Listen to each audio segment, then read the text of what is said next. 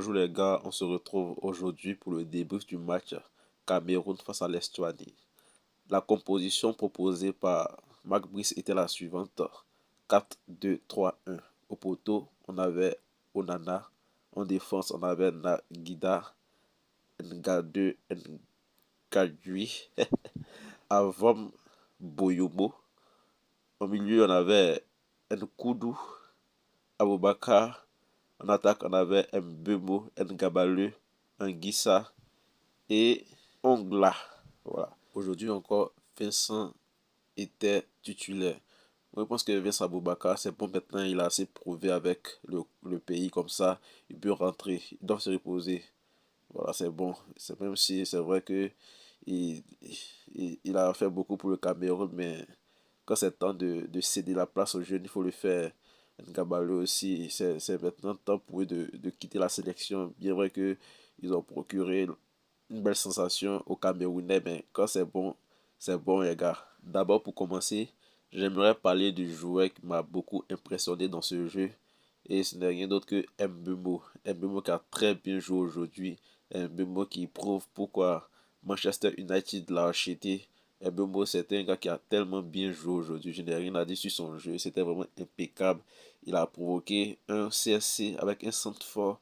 J'ai vu son jeu. Il est vraiment complet. C'est un joueur qui mérite la sélection, qui mérite d'être titulaire.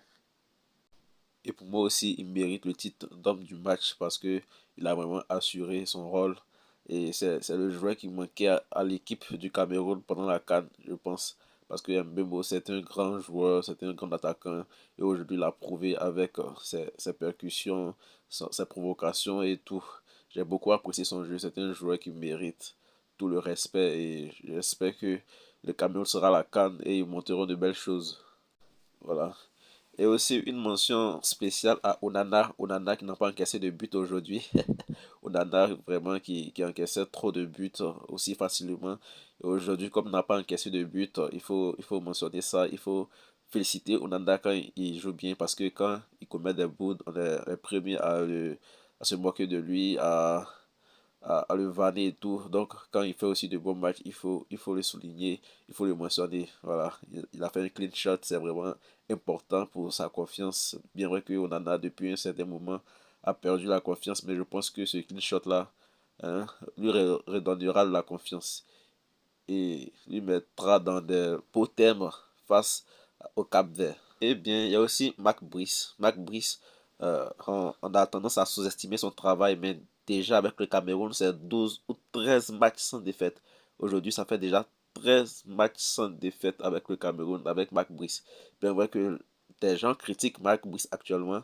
Beaucoup de personnes, beaucoup de Camerounais critiquent Mac Brice, mais actuellement, ce qu'il fait, c'est vraiment extraordinaire. 13 matchs sans défaite actuellement. Je pense que c'est bon pour un début avec le Cameroun. Il a su, même si souvent le jeu n'est pas assez trop chic, ou comme je vais le dire ça, pas assez joli, propre, mais au moins il a su des victoires.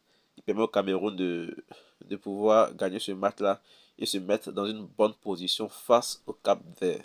On sait notamment avec ses problèmes avec Samuel Eto'o, n'est pas beaucoup apprécié par tous, mais c'est aussi important de reconnaître son travail, voilà, parce il a amené le Cameroun vraiment un peu haut par rapport à l'entraîneur qui était là, j'ai nommé Rigobert Song, voilà, donc il faut aussi saluer son travail là, même si on n'est pas d'accord avec ses problèmes avec Samuel Eto'o, mais c'est aussi important de reconnaître le travail qu'il effectue. Maintenant, en ce qui concerne les petits trucs du match que je n'ai pas apprécié, je dirais que Aboubakar a joué tout le match. Aboubakar qui était titulaire, il a joué presque tout le match. Bon, je n'ai pas trop compris ce choix-là.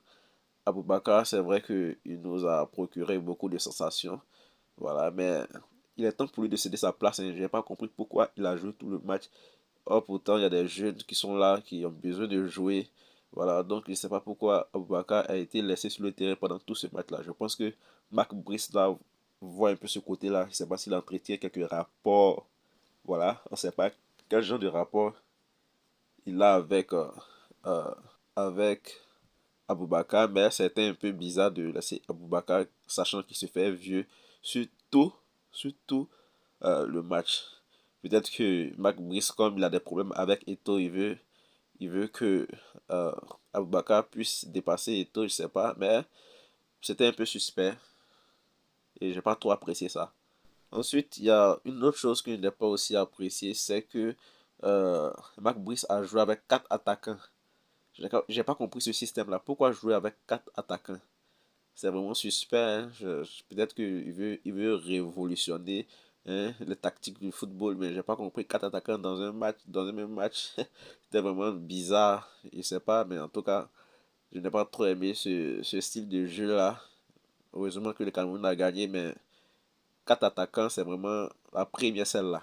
Un autre point aussi à souligner, c'est que le Cameroun commettait beaucoup de déchets techniques. Il y avait beaucoup de déchets techniques dans le jeu aujourd'hui. Et je pense que il faut essayer de résoudre ce problème-là, corriger un peu les déchets techniques parce que face à des équipes un peu plus expérimentées, ça pardonne pas. L'Estonie, c'est pas une équipe qui est assez compétitive parce que euh, ça fait maintenant 32 matchs qu'ils n'ont pas gagné, qui n'ont aucune victoire. Donc, il ne faut pas aussi trop s'affoler sur, hein, ce score-là. Et aussi, un autre point négatif que j'aimerais mentionner, c'est que le Cameroun a baissé en régime en deuxième mi-temps. Vu le score de la première mi-temps, tout le monde pensait que le Cameroun allait exploser cette équipe au moins minimum 5 buts à 0. Mais on a vu qu'en deuxième mi-temps, il y a eu une baisse de régime. Je me dis aussi peut-être que il se préservait peut-être pour le match face au Cap-Vert qui a bien bientôt. C'est pour ça qu'ils n'ont pas mis assez d'intensité comme la première mi-temps. C'est ce que je me suis dit. Parce qu'il ne faut pas se blesser. Parce que le match le plus important, c'est face au Cap-Vert. Voilà, il gagnait déjà le match, donc il n'y avait pas trop d'importance à mettre assez d'intensité. Mais je me suis dit que ils ont baissé en régime. Et j'espère que ça ne sera pas le cas pendant les autres rencontres face au Cap-Vert. Parce que le Cap-Vert, il faut le reconnaître, est une équipe qui est vraiment compétitive, qui joue bien au football et qui a d'ailleurs même gagné aujourd'hui 2 buts à 0 un peu plus tôt dans la journée. Donc, ce sera un match vraiment décisif. La grande finale, c'est Cameroun-Cap-Vert et c'est pour quelques jours. Et comme je l'ai dit, il ne faut pas trop s'emballer parce que la vérité, c'est face au Cap-Vert. Voilà la finale. C'est face au Cap-Vert parce que c'est là que va se jouer la qualification du Cameroun à la Coupe du Monde. J'espère bien que le Cameroun pourra se qualifier parce qu'une Coupe du Monde sans le Cameroun, c'est vraiment pas trop intéressant. Le Cameroun est une grande nation de football. Désolé pour les Cap-Verdiens, mais je préfère que le Cameroun se qualifie parce qu'ils ont de l'expérience au niveau du football mondial, contrairement à vous les Cap-Verdiens. Mais c'est aussi bien si vous arrivez à vous qualifier. En tout cas, ce match-là, je vais bien le suivre. On va essayer de voir qui va gagner ce match, même si le Cameroun est favori. Mais en tout cas, on verra bien. Profitons en même temps pour voir le classement final. Bien vrai que le Cameroun a gagné aujourd'hui, mais il reste toujours deuxième de la poule. Le Cap-Vert est premier avec 16 points. Le Cameroun avec 15 points. La Libye 11 points. L'Angola 7 points. Maurice 5 points et Estonie 2 points. Voilà, donc l'Estonie a gagné, a fait 2 nuls, je pense bien. Et avec un nul avec le Cameroun, si je ne me trompe pas. Et malgré la victoire du Cameroun, c'est que le Cap-Vert est toujours devant. Et j'espère que le Cameroun gagnera ce match comme je l'ai dit. Mais actuellement, le Cap-Vert est devant avec plus 4, le Cameroun qui a plus 11. Voilà, donc le match le plus décisif est déjà arrivé parce que c'est dans quelques jours et on espère que ça sera une belle rencontre. J'ai hâte d'y être. Voilà, la Libye, l'Angola, l'île Maurice et l'Estonie qui sont déjà éliminés, qui ne peuvent plus, hein, espérer une qualification à la Coupe du Monde, mais tout va se jouer entre le Cameroun et le Cap-Vert. Merci beaucoup à tous, c'était tout pour ce débrief. On se retrouvera dans une nouvelle vidéo pour débriefer d'autres matchs.